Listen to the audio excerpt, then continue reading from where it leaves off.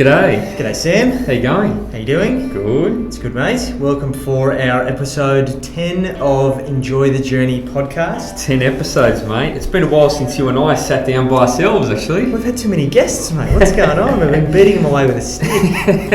It's been good fun. It's been very good fun. By way of introduction, I'm Jackson Malama, Wealth Mentor, co-founder and CEO of Aureus Financial. My name is Sam Panetta. I am the co-founder and the COO of Aureus Financial. And joining us again for another podcast. It's been good, mate. The podcast, when was the first one that we did? December? It was in December, yeah. Wow, so we've punched out a few. So we've had property experts, we've had marketers, Crypto traders, we've had international musicians, we've had finance and software CEOs. It's been a little bit of a journey, hasn't it? It's been good, mate. It's interesting to see the different journeys that people go on. Do you know what I mean? They're all very different and everyone's very unique, but there's so many similarities. I think at the end of the day, everyone's really trying to achieve very similar goals. Yeah, I guess they're all kind of going about it their own way, but all heading in a very similar direction. It was interesting. I think that we've had a pretty sharp contrast of individuals, like comparing Chris Ridd to Alex Manidi. It's an interesting contrast, given that obviously Alex was on our last podcast. He's a tradie. He's been just working his ass off to build his business, doing landscaping, and in comparison, it's just a lot of hard work. And even going through Chris's journey, he's dedicated himself to being the master of all things software and scaling businesses, which is interesting. But it's been good, mate. So I think today would be great to have a chat and more so just reflect on our journey to date. Obviously we're a few months into business now. We've been hustling away. We've just grown our team to seven members. Seven, not bad for 7 weeks we've been in operation, mate. So 7 team members in 7 weeks, that is not a bad effort. So one a week. Are we going to get to 52 by the end of the year, or? Probably not, but we're going to have a crack at it. We're going to try. We'll try our best. In light of, I guess, we've had some pre-planning, we've been officially in business for 7 weeks. What's the most important thing that you've learned on the journey so far? I think you just got to keep pushing. I think that's the one biggest thing is if you keep pushing the pace, you'll figure it out. I think a lot of people that are in business, they don't achieve their goals that they really want because they don't actually push themselves hard enough to achieve it. I don't know about you, but I come in every day, and every day is brand new, and there's new things to do, and there's new things to learn, and it's, the stuff I'm working on today I wasn't working on last week, and the stuff I was working on last week I wasn't working on the week before. And I think that if you don't keep pushing that pace and bringing, I guess, all the team members up to sort of take care of the things that you're not doing anymore, then you're eventually going to plateau. Yeah, I think this further illustrates the importance of building a world-class team, right? We're 7 weeks officially in, and I've already seen there's some bottlenecks, and there's some things that are creeping up, and we're like, oh shit! If we don't find solutions for that, that's going to consume a whole lot of our time in 6 or 12 months' time. What are some of those bottlenecks that you think are creeping up? Look, I think that given our value proposition, right, and for those of you that haven't followed our journey, our value proposition is really to redefine the way that everyday people, particularly busy business owners and really busy professionals, interact with wealth advisors and coaches. We believe that the industry as a whole is fundamentally broken, and that's proved by the fact that only 15% of the population are actively seeking advice. So there's just 85% of the population out there that are just winging it, either because they don't trust an advisor, or they don't know an advisor exists, or they don't believe an advisor can understand or have the skills to really assist them in their unique situation. Whatever those factors may be, we're looking to change that. So with that, our clients that we've been attracting primarily have been small to medium enterprise owners who are kind of in growth phase. There's just an abundance of value that we can add. The coaching aspect to help them get clear on what they want. The strategic aspect of building the roadmap. tax and accounting, legal structures, investments, superannuation, risk management, all of these different things. Like, there's a plethora of things that we're doing for them, and what I find is that the biggest bottleneck is that there's so much to do for them and there's so little time. And I've always found that this has been the case. Like, we've been in this industry for a long time, and 70% of the inefficiency in terms of the workflow process in our business is because just the clients don't get the action items back to us. It's like, for example, we ask the clients to send us financials, or we ask the clients to do a budget and send that back, or do an exercise and send it back to us, or follow up their accountant, or whatever it may be. We've got actions for them, and they're busy. Life gets in the way. So I think that it's about, well, how can we continue to improve the process to make our clients' lives as easy as possible, which will in turn make our lives as easy as possible. And further to that, making sure that our team is fully vested in everything that we're doing on behalf of our clients, so we don't have to bother the clients with double handling or trying to ask the same question multiple times. And look, I think we're handling it well, but what I always ask myself is that what happens if we had 100 times more clients? Yeah, you're going to get, if you had 100 times more clients, you're going to encounter thousands of bottlenecks. Correct. to get to that point. And it's about having that mindset, I feel, that you solve those bottlenecks before they come up where possible. Because you say, will what I'm doing right now, will it work when I'm 10 or 100 times busier? When our business is 10 times or 100 times the size. And then it really comes down to having that mindset of trying to create those systems, processes, workflow automations to ensure that the ball never gets dropped.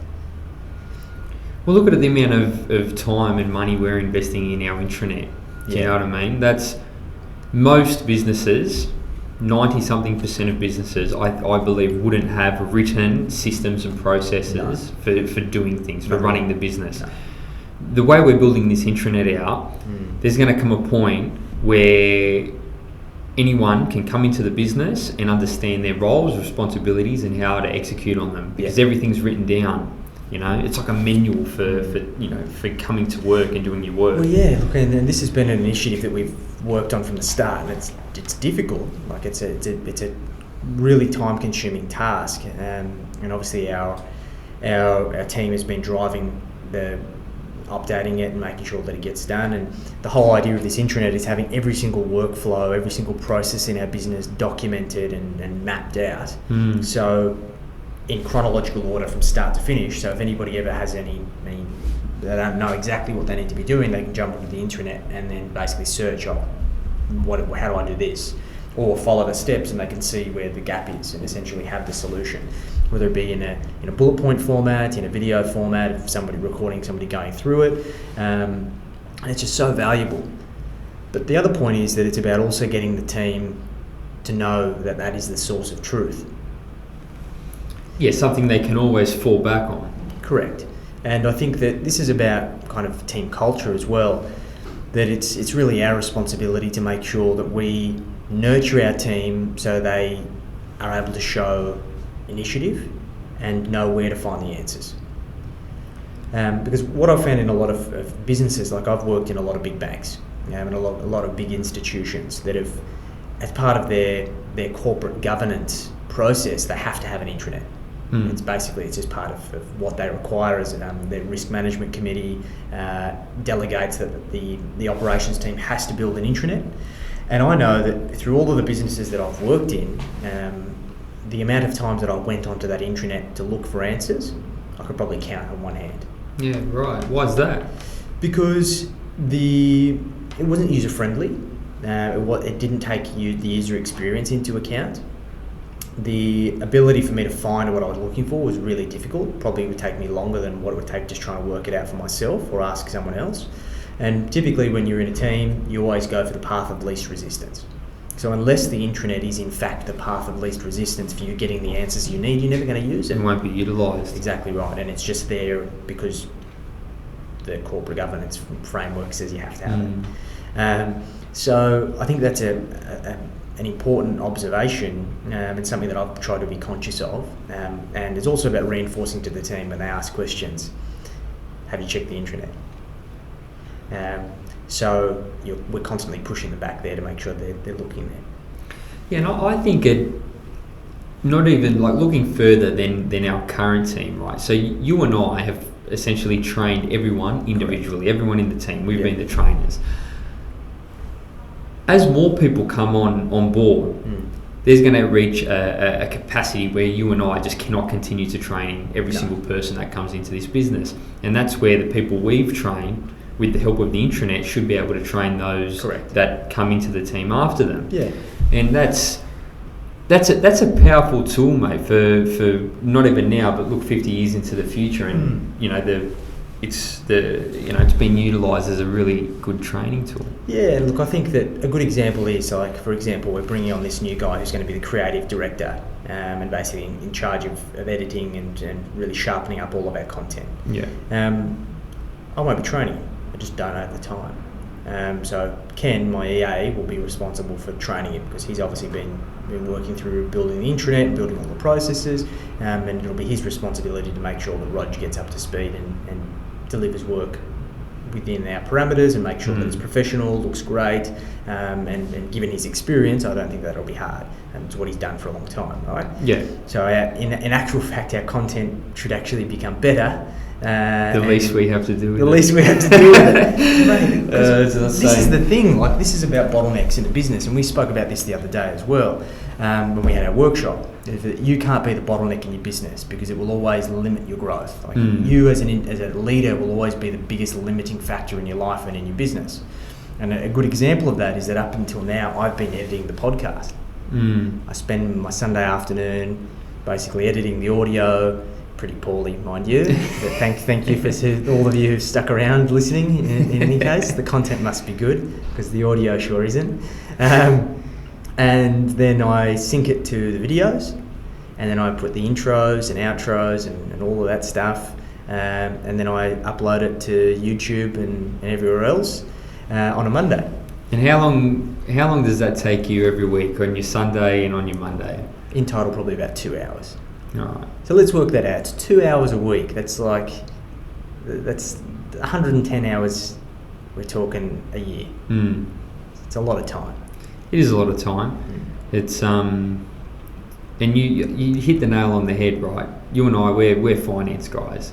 Editing videos, we might scrape through and get through it, but it's going to be much better to have a video editor editing the videos. Correct. Rather than two finance guys editing the videos. Yeah, and look, I think this is the key thing, right? In a business, you need to identify your weaknesses and, wherever possible, outsource them. I think that it's important that we have an understanding of the things that we're outsourcing, because I think there's a lot of business owners out there that try and hire themselves out of problems, right? Yeah, I think you still need to, how should I put this? You still need to know what's going on. You might not be the best at it in your team, but you have to understand why it's there and how it functions, no matter what part of the business it is. And I think that there comes a point where you've got enough people in your team that it's not necessarily you, there's someone else there that knows a high level of what's going on, so then they can delegate the responsibility to somebody beneath them, right? But where we are right now, yes, we have to have a finger on the pulse. And for most business owners, it's about making sure that you have a decent understanding of what it is that you're outsourcing, so that person doesn't basically have a lend of you and take the piss, basically. Because you know what the expectation of what the output should be. And this is a big thing. I think a lot of business owners, they never outsource those responsibilities. Think about it, all of the business owners that we've spoken to, if they had a team like we have, supporting them with all the kind of back end, and imagine how much free time they could create for themselves. Yeah, but I think it's all in your head, mate. So a lot of the business owners, they probably don't want to generate that free time for themselves. They don't know what they would do with it, because they don't have a plan, because they don't have a strategy. If they outsource everything, they would get to this point like, well, you know, what's my role in the business? And unless you're trying to grow the business, you're going to run out of roles. And most people don't want the hit to their ego, mate. No, look, I've got a story around that. I had a colleague that I knew that run a coaching business, just working by himself, had no support, no admin, nothing. And he was charging $5,000 a month per client. He had 10 clients. So just on his own, for working 10 hours a week, because he was only coaching them each once a week for an hour, So he's working 10 hours a week and he was making 50 grand a month. He was doing all right. He's doing well and with really no costs. Working from home, basically internet, and pretty much that's it. So imagine only working 10 hours a week and making that much money. And ultimately self-sabotage. You get to a point where you go, shit, okay, do I really deserve this? So on and so forth. Started losing clients, things start going backwards, and it just didn't work out. And we all tend to get to a point where we potentially get to that level where we self-sabotage. Yeah, we've got too much time that we know what to do with, and what do? All we know is we tear it down and try and start again, you know what I mean? Because we go back to that point of safety, of constantly being busy. Because that's what we know, that's what we've always known. Yeah, but being busy doesn't. Everyone's busy. I've never met someone who goes, "Oh, I haven't been busy lately." Everyone's busy, no matter what they do, whether they work, whether they don't work, whether they're employees, whether they're business owners, whether it's a big business, a small business, a successful business, an unsuccessful business. It doesn't matter. They're all busy. So busy does not equal results. Busy does not equal progress. Busy doesn't equal anything except you're running around like a headless chook. Yeah. Do you know what I mean? So there's got to be more to it than just being busy. Yeah, well, I think there's two sides of the fence, right? There's business owners who are always busy and get nothing done, right? And then I think that there are some business owners who have kind of burnt out and feel like they have earned the ability to step out of their business and do nothing, and they expect their business just to function and flourish. And the opposite generally occurs. So I think that there's a few considerations for how do you make it informed and educated decisions around how you spend your time as a business owner, depending on your stage of business, right? So let's work it this way. Let's work out this kind of startup phase. So let's put a number on it. Let's say your startup phase is from 0 to 500k per annum in terms of revenue, okay? So if you go away out of your business, step out of your business in startup phase, what do you think is going to happen? It's going to remain a startup. It's probably going to shut up. You can start up a new one. Yeah. Go broke. Then go broke. You're probably going to go broke, and it's typical because most of those startup businesses have a substantial amount of key person risk. Right? Yes. And then you go through to a growth business, which is typically, let's say, for 500k to, let's say, 1.5 million, to put a number on it, okay? At that growth phase, and we've seen clients do it, the startup phase, they're on the tools, they're doing all the work, they start generating some good cash flow, their profitability is high, but their time is very low because they're investing all their time to make the money. And they're the ones doing the work generally, like Correct. technical work They're in most the cases. technicians. Yeah. And then in the growth phase, you're like, okay, well, something's got to give. I've worked out this model that works. I've got a successful value proposition. I know people will pay for it. Now, how can I train people to be able to do this for me? And typically we see revenue may increase, but our costs are increasing because we've got new people that are still learning the ropes. So you generally see your profit come off. Now, if you went away during that phase, your business is going to crash too. Yeah. Because your staff aren't confident enough and haven't been doing it for long enough in the framework of your business to know how they can work autonomously. Okay? And then the next phase is when you go to a mature business, typically let's say 1.5 to 5 mil, where you generally have multiple layers of management. So you've typically hired a GM or an operations manager or somebody that's in basically managing the team, and they report to you. And they understand the inner workings of the business. And typically you've got some mature staff, people that know what they're doing, there's robust processes in place. And if you've been able to continue to do that, then you'll continue to see that your profit will start increasing again, along with your revenue. Yeah. It's at that stage where you can potentially systemize yourself out of the business, on the basis that your middle managers or the managers that are there, that are essentially the captains of the ship, have the right remuneration, the right structure, and the right support to do their job properly. And then typically a business will either be sold, or you've systemized yourself out and you're no longer the key person in the business and you can do with it as you please. You can either be working on the business 100%, or you've systemized yourself out and you just take dividends. Or you sell it, of course. So I think that it's important to understand, well, okay, at what stage of the business cycle are you at? And therefore, how do you use your time? How do you think... Yeah, there's so many questions. I don't know which one to spit out first. Oh, the first idea that comes to mind, right, is you get a lot of these businesses, they get above 500 grand in revenue. They never go above 1.5 mil. And they stay, it's funny because we call it a growth business, but they stay in this growth phase essentially forever. What do you reckon are the main factors behind that? Two factors. They're in a highly profitable business, which allows them to maintain their position as a technician and still get to that level of revenue, but it's likely that they're still trading time for money, so they're working in their business. Or they've got stuck in that manager phase. They haven't been able to master getting more technicians on board, or enough technicians on board to make the next leap, to get another layer of management in place. And that's typical with a lot of businesses where they have high staff turnover. So you're basically always training your staff. You're always trying to get more out of your staff. You're always trying to keep them motivated. It could be an industry thing. Obviously, there's industries like hospitality as an example, which is synonymous with staff turnover. Yeah. But in saying that, typically most well-established hospitality businesses have managers and people that are there because generally the wages are lower. Yeah. If you're in another business, it may be your team culture is the issue. That you don't have a team culture that allows people to stay. I think that one of the ones that comes to mind immediately is real estate businesses. Given that there's so many high dominant personalities, when you can start scaling those types of businesses, personalities clash. So unless you have a really good culture, you will potentially have high staff turnover because it's just like a dog-eat-dog world. Yeah, you do see it often in real estate. So there's industries that are synonymous with this. I think it's about identifying what are the things that are getting in your way. Because I use this a lot. The 4 transitions in business as an owner. You go from technician to manager, manager to leader, leader to entrepreneur. And you need to identify what strategies need to be implemented to allow you to make those transitions ideally as quickly as possible and sustainably as possible. And I know we talk about it and people would be listening to us and they'd be going, that's really hard to do. Like, I've tried it, I've had a crack at it, I failed, I'm going to try again, or I've done it and it was tough.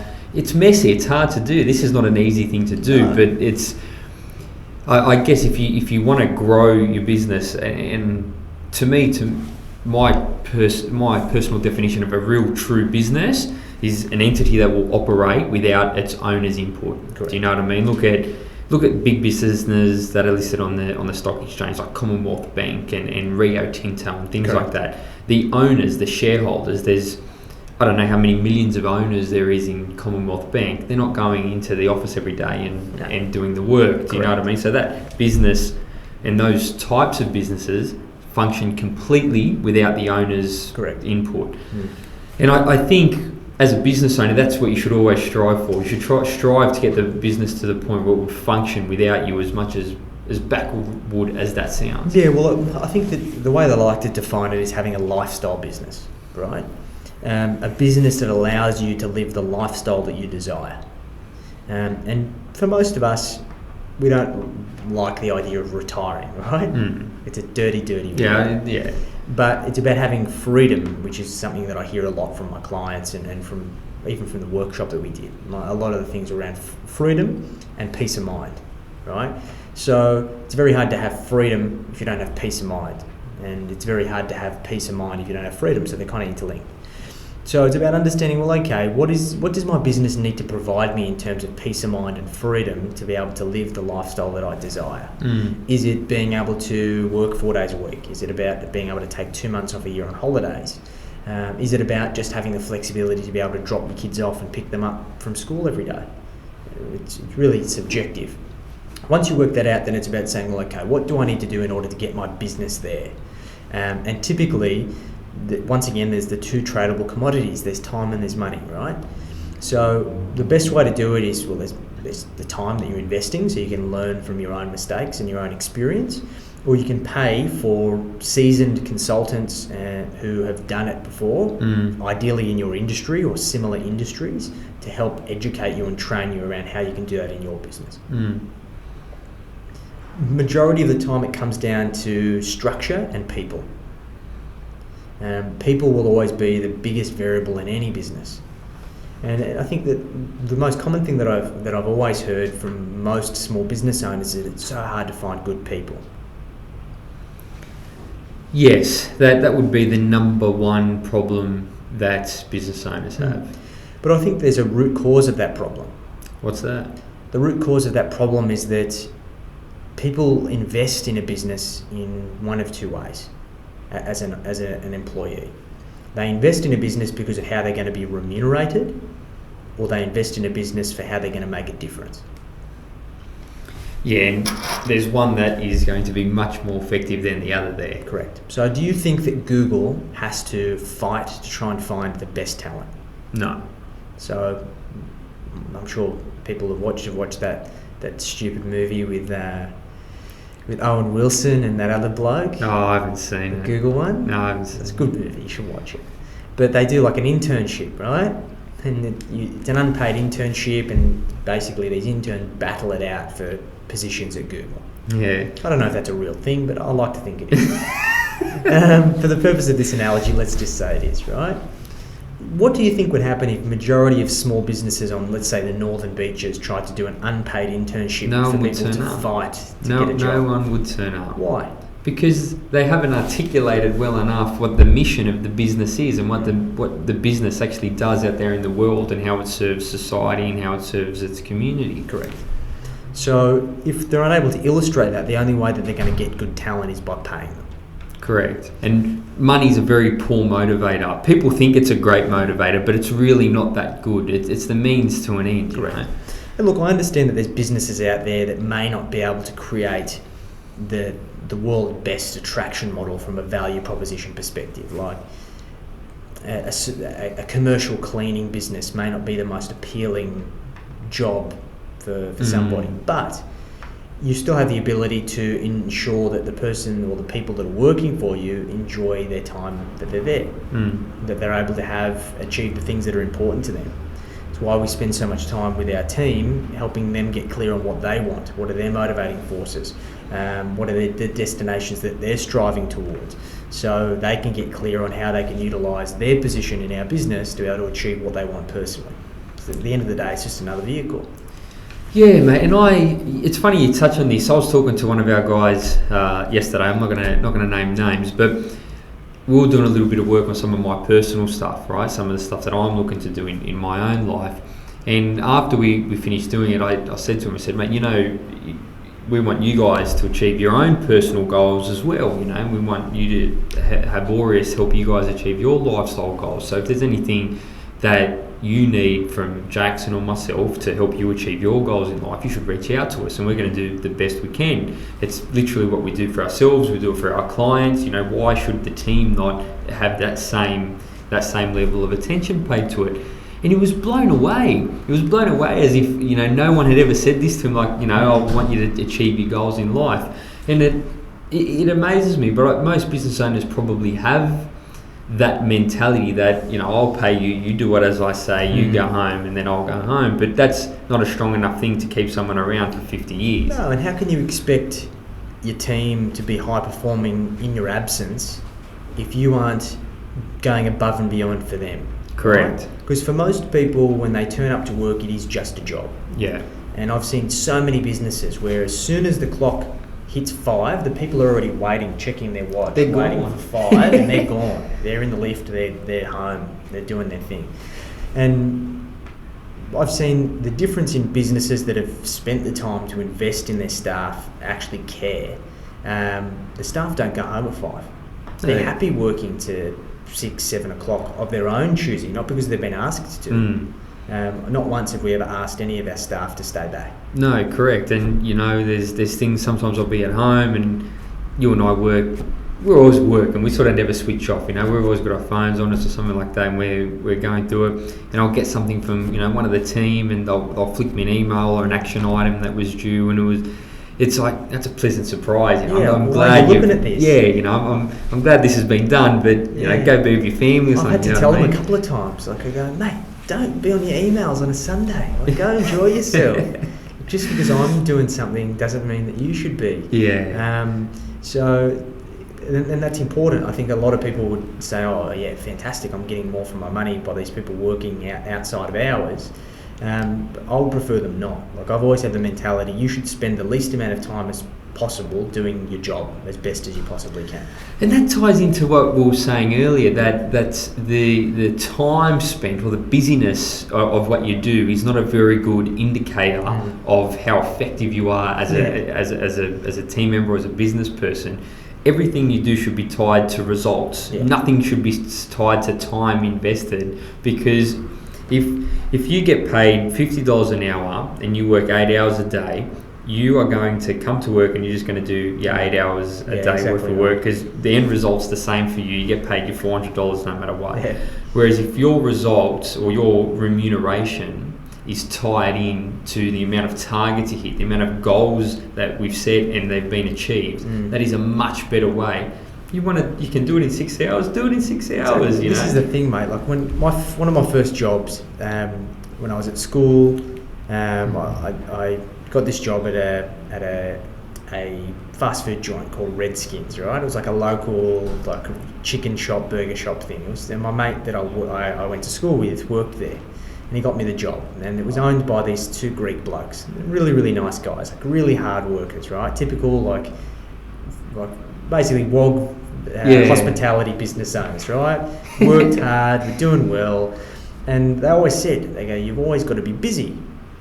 So I remember sitting there when no one's in the shop with a rag wiping the same spot for 2 hours because I had to be busy. There's nothing else to do. I'd stocked the shelves. I'd basically cleaned. I'd done everything that I possibly could have done. So then you just sit there with the rag and wipe the bench for an hour, 2 hours until the end of your shift.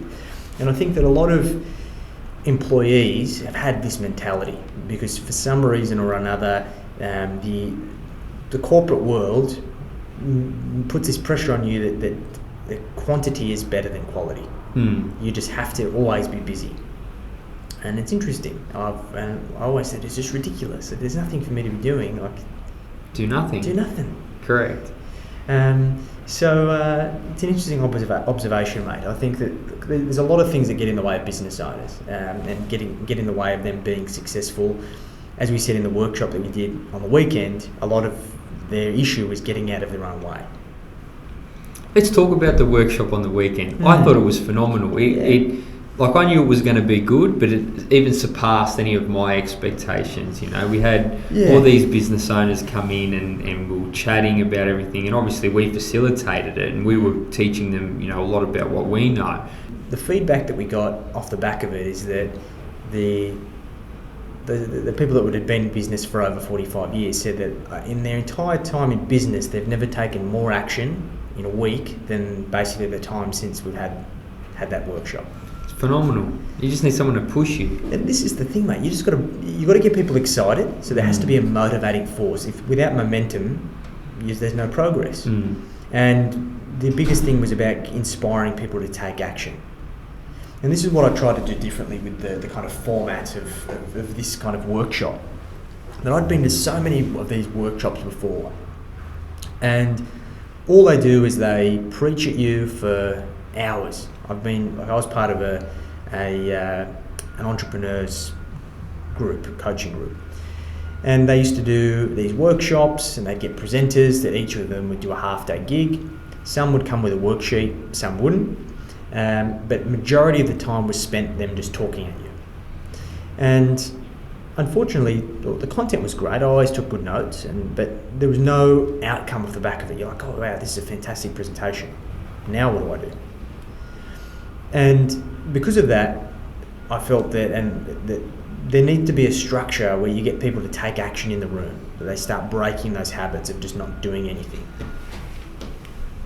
I think we do this really well, mate. And I think this is a big key part of Aureus, right? So I see Aureus has two big parts to it, right? It's got this education, coaching, mentoring, consulting piece, and it's got this real financial services piece where we have all those technical tools that people need to achieve their goals.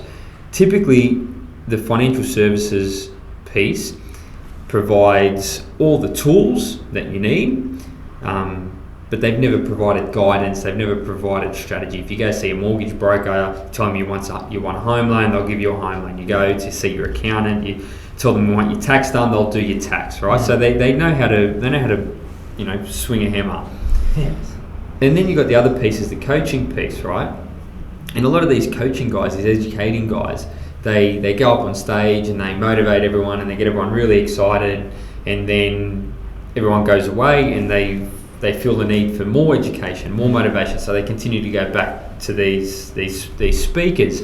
And you got these technical guys that coming from the back, you got these coaching guys that are coming from the front, but no one's tying it in. And I think that's what we are absolutely nailing. We're providing that coaching, we're providing that strategy, and then we've got the tools for the clients to actually pick up the hammer and take action. Exactly. And actually implement what we've been teaching them. And that's a massive gap that I think we're filling, mate. And you saw it on Saturday. Yeah, well, look, I think that it is unprecedented. I know that there's lots of these kind of thought leaders and business coaches that are really generalists. They know a little bit about everything, but they don't have the scope to be able to provide that kind of in-depth strategic advice and the kind of implementation plan or the action plan as such, which is only half the battle. Like, it's all well and good to be inspired and have direction, but then, okay, what do I do next? Correct. So I think that's immensely valuable for business people, particularly when they're in that growth phase, because it's ultimately going to allow them to say, okay, this is what I need to do, I'm clear on what I want, and now I'm ready and confident to be able to delegate this to somebody, or outsource that responsibility to somebody who can actually do it for me. Meaning that comes back to having best use of their time. Yeah, correct. Which is interesting. And I guess another interesting observation has been the feedback that we've got from the book so far.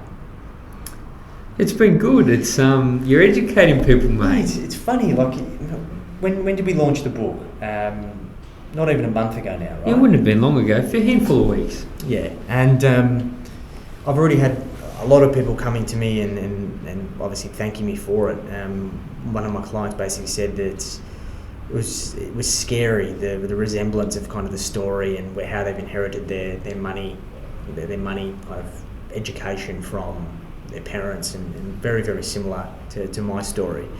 And it's funny even seeing the dynamic change in the lingo of people talking to me, of picking up the terms, mate. Start to talk like us. Well, it's good. It just goes to show that people are starting to get that familiarity and breaking those old habits. And when people start talking about these types of things, it's cementing those concepts in their head that they're never going to forget. No, that's right.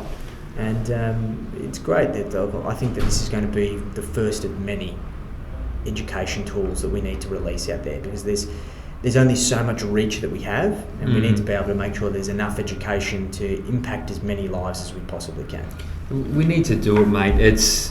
I think moving further and further into the future, some of the biggest deciding factors of success in an individual's life and in a business's life will be their understanding of money and their knowledge around money. And we've seen that go over the past 50, 60 years, how much that has changed. And it's going to continue to change over the next 50 or 60 years. So there's going to be a gap, right? There's going to be a huge gap in life of people that understand money and people that don't. And those that understand it are going to keep getting further and further ahead, and those that don't understand money, they're really going to struggle. Well, it's funny, like I caught up with a prospect a few weeks ago, and that approached for more so business coaching, right? And I was talking them through the whole foundations and our discovery process, and they go, hang on a minute, I thought this was business coaching. Why are we talking about money? And I challenged them and I go, what's the difference? Well, I want somebody to teach me about business. Okay, so why do you want to learn about business? Well, so I can be successful. Okay, and how do you define success? Well, I want to build a big business. Okay, and what does a big business mean to you? Well, I don't know. Okay, well, define it. Oh, well, it's X amount in revenue. Okay, and what's that? What do you mean? Well, that's money, right? Yeah. So if you don't understand the language of money, how are you going to get there? And then the penny dropped. Oh, you got it? Yeah. Oh, that's good. And they go, oh, okay, yeah, we're going business to make money, fantastic. But it's that separation that people have of money and everything else that is really the source of the problem. The further we go along, the more I understand how little people in general know about money. And even further to that, how little I knew about money, like even 5 years ago. Like we're immersed in this every single day. Yeah, and I think we take it for granted sometimes. I think we really take it for granted, and it's not until you start talking to people, especially in groups like we did on Saturday, that you realise, what you and I don't know why we get excited about this. We talk about it every day, even when we're not at work, we're talking about it. But you don't realise how valuable the things we're saying are, because you and I, because we're so immersed in it, we take it for granted. We think, you know what I mean, and it's a powerful thing, mate. And it's powerful lessons. Yeah, look, I even look back on my journey, right? Like I've been in this industry for over 10 years, and I started my first business 6 years ago, my first proper business, which was the fashion business. And I remember how biased my decision making was when it came to money management and being able to grow my business and whatnot, just because I was on the coalface and kind of had those rose tinted glasses of just not taking that step back and taking the objective view. And with that knowledge and through that experience, I've been able to make much better and more informed decisions, not only for myself in my business endeavours, but also when I've advised my clients, because I've been on both sides of the fence, which is interesting, and it just goes to show that people have a lot to learn, and I think people not only do we take it for granted, but I think a lot of people just they don't know what they don't know. I think so, mate, and it's amazing, especially a lot of these startup businesses that we're working with, and they come to us and they want to start a business, and they go, we've got this idea, we're going to do this, we're going to do that. They almost see the business from a customer's perspective. Correct. They only see the facade that's put on, and we want this to happen and want that to happen. They talk about client experiences and things like that, but they really have no idea of the operations that go on behind the scenes in a business. Do you know what I mean? And it's a little bit scary, actually. Well, how many business owners don't really know what they're doing every day? They're getting in trouble. They're spending every dollar they earn in revenue. They forget that they need to pay tax on it. How many times have you seen small business owners do that, end up in an ATO debt because they haven't budgeted? They think because they make $1,000 that they can put $1,000 in their pocket. It's not the case. It's interesting. We went through this exercise with these clients, and we're helping them put together a business plan, and we're doing cash flows, right? And for our clients, whenever we do a business plan, we do 3 scenarios. We do a good, a better, and a best scenario when it comes to cash flows. We try and do a conservative one, which is typically what we use if we're borrowing money from the bank. We do a better scenario, okay, what if things pick up a bit faster? And then a best scenario, what's the best possible that we could do? And it gives us kind of a couple of scenarios for us to consider what the implications are.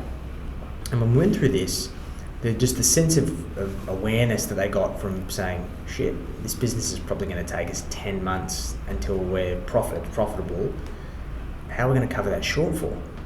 And it was only at that point they go, wow, okay, I see the value of this activity. Yeah. Otherwise, what would they have done, Well, I don't know, mate. Maybe that's why you see a lot of businesses start up and go for 6 months and not continue anymore, sad as it is. And it's happening at so many scales. Like I have a friend who was working for quite a well-established software business, right? They were a private company, growing fast, had funding, were profitable, doing well, and they listed on the ASX, and literally within the week they'd folded.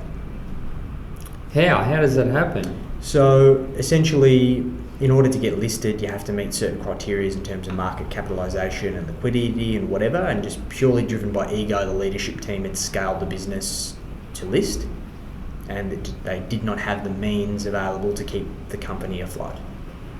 Well, they ran out of cash. Basically went insolvent within a week. You don't want that. You do not want that at all. It just goes to show that at many scales, business owners or leaders in a business are just blinded by the bright lights, and they don't consider the what if. There's not a person there that's playing devil's advocate to say, okay, what if the opposite was true? Or should we really be doing this?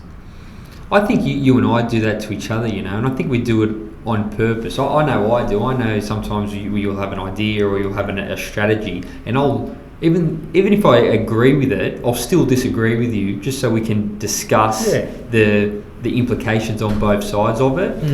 And I think if you're not doing that, that's a little bit of a scary situation to be in. I think back at Kodak, you know what I mean, where they developed the digital camera and then they sort of buried it in the sand and hoped no one would notice it because that wasn't their main source of revenue. Threatening their core business. Yeah, they could have been one of the biggest companies in the world had they just actioned it. But you had the whole leadership team, and these are smart guys. These are guys that are running $1 billion business, and they're very well educated. They've been in business for a long time, and they were no one disagreed, and they all just agreed, and they went along with it, and ended up being up the shit. But if you're not having someone challenge your decisions as a business owner, I think you're in trouble. And a lot of business owners don't have the luxury of having a partner like you and I do, but you need a coach or a consultant or someone to challenge your ideas, because otherwise you're the champion, and one time you are going to be wrong. The odds are you're going to be wrong. If you don't have someone to pull you up when you're wrong, you're gonna run into a bit of shit. I agree. Yeah, look, I think that it's one of those things. Like we've seen it. Look at all the oldest businesses that have collapsed. Like, look at the Lehman Brothers. The Lehman Brothers, I believe, was the oldest company in the US. Jesus. And look what happened. They were meant to be the powerhouse of banking, and just because of stupid decisions, collateralized debt, and all of that kind of stuff that they did, they basically strayed away from their core values, and they had to fold in the GFC. So it's obviously a much huger scale than a lot of the people that are listening to this, but it just goes to show that your ability to make informed and educated decisions will ultimately determine your success. Yeah, and I think making good decisions is 90% of getting ahead. I think being busy or that activity, that's 10%. You need to make the right decisions to be busy on. Do you know what I mean? Yeah, and look, I think that I've always said this, that I don't believe people make bad decisions. No, they don't know what they don't know. No, people are making the best decision that's on life's menu at the time. Yes. Right? So if you go to a restaurant and you look on the menu and you know that there's a shit sandwich on the menu, you're not going to order it on purpose, right? No, you're going to order the thing that you think looks good, and if it rocks up and it's shit, then you just go, my missus always does this. She always orders the worst thing on the menu, and she thinks it's good, so now she just copies me. Not now that she's vegan, but she used to. In any case, the whole idea of this is that you need to expand life's menu. And it's about, when you approach a decision, don't always go to the knee-jerk reaction of making a decision just because that's what you've always done. Question, is there anything else that I could consider that has any validity in this situation of potentially being in the running for as an alternate decision? If so, why? If not, why not? Yeah, and I think that life's menu, right? I think that's something we take seriously. So a lot of people, when they think of financial advice or things like that, they're going to think they're going to come in. We're going to say to them, stop buying your $3 coffee in the morning and go home. I'll join you to buy the coffee and negotiate your Manly daily subscription or whatever it is. I don't know, whatever people do to cut costs. Yeah. And then we turn the whole thing on its head and we go, well, instead of cutting your costs and reducing your lifestyle, why don't you do the opposite and try earn more money? Do you know what I mean? And it spins most people out because they get this stuck in their head that this is what I earn, this is what I'm going to earn forever. And whilst, yes, perhaps it is harder for team members or employees to push the pace and earn more money, it's not impossible. Do you know what I mean? People get promoted all the time. They get new skills, they get a new job, and they get ahead. And I think that is a better way of opening up life's menu, rather than trying to, cut life's menu down to a peanut and a lemon. Mate.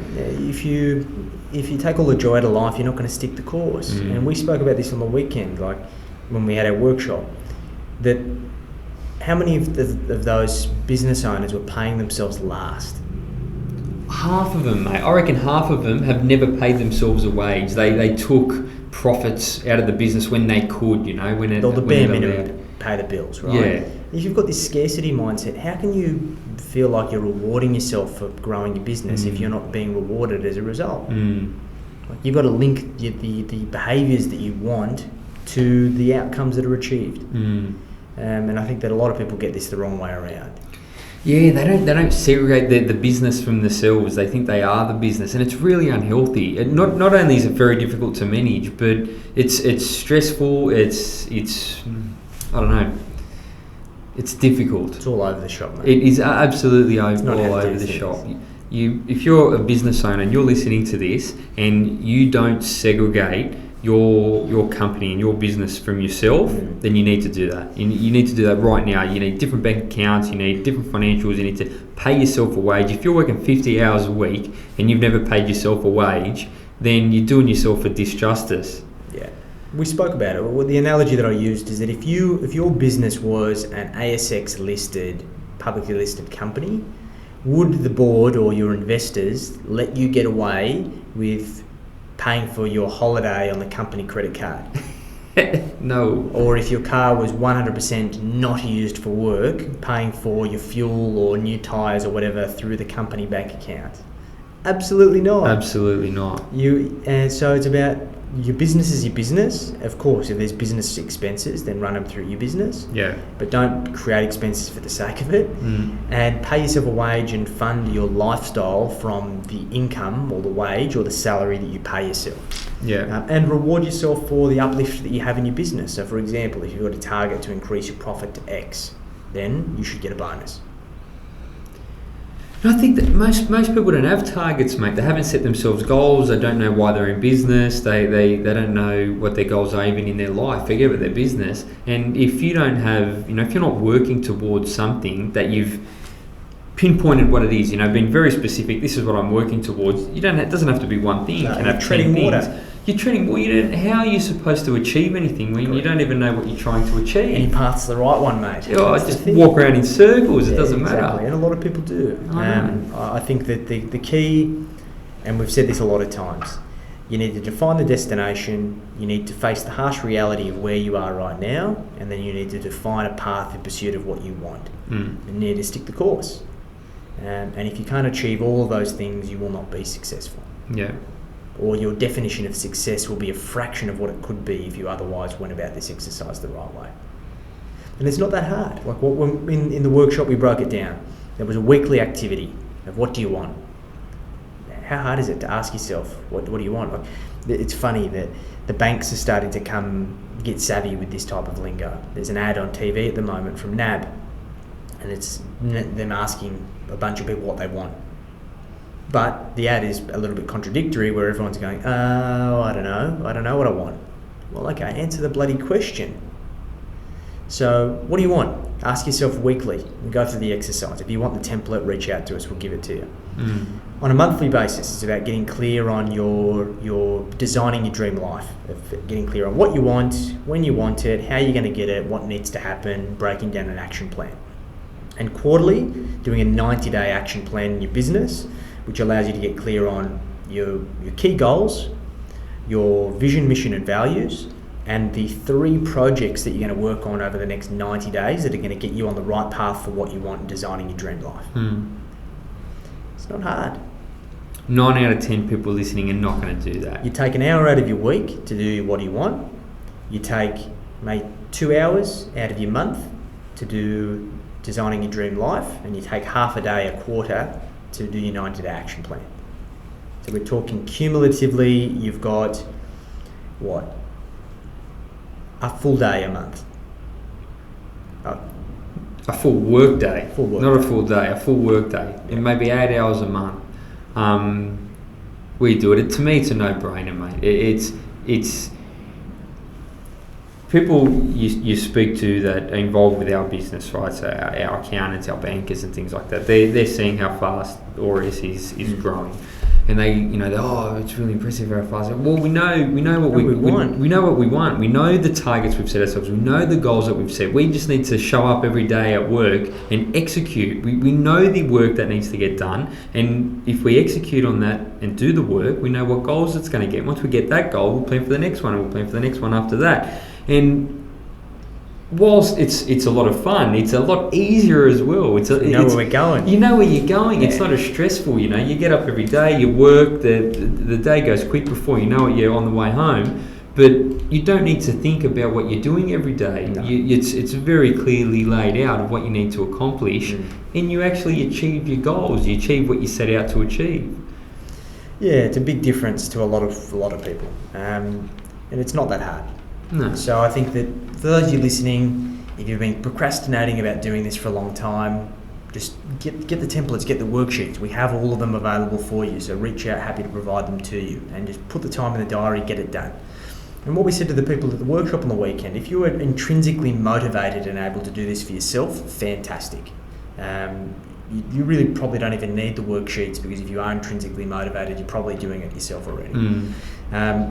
The worksheets are just giving you a bit of a head start, so you don't have to think about the way that you go about the exercise.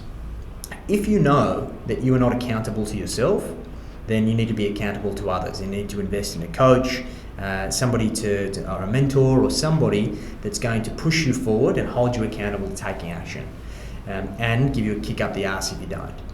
And in the third group, there's people who aren't going to do anything. And really, if you keep doing the same stuff, how can you expect to get a different result? So those are really the options. So for the people listening, we measure three things, right? So we have the wheel of business, we have the wheel of life, and the wheel of wealth, right? Which are sort of the three factors you can have a look at and set goals within those three things. And we talk a lot. Everyone has to have the wheel of life and the wheel of wealth, because whether you're in business or not, you still want to live a good life. And in modern day society, you essentially need money to help fund the good lifestyle. And for those that are in business, we do the extra one, we do the wheel of business, and it's an additional layer. But if you're listening to this and you're not a business owner, we're talking about a lot about business owners, because it's a lot more complicated when you're a business owner and you need a lot more help with these things. You should still be setting yourself personal goals in your own life. This isn't just for business owners. Everyone on earth should have goals, written goals that they can attack. I agree. Yeah. So in any case, you got a plan, and you got to execute, take action, and that's the aim of the game. That's it, mate. So we covered a fair bit. Any other final words for the audience? No, let's wind it up for today and get back to work. That's what it's all about. Get stuck back into it. Take some action, hey? All right, mate. Thanks for another episode. Thank you. Thanks for everyone who's listening or watching. Episode 10. We'll catch you next time for episode 11. Thank you, guys. Have a good one.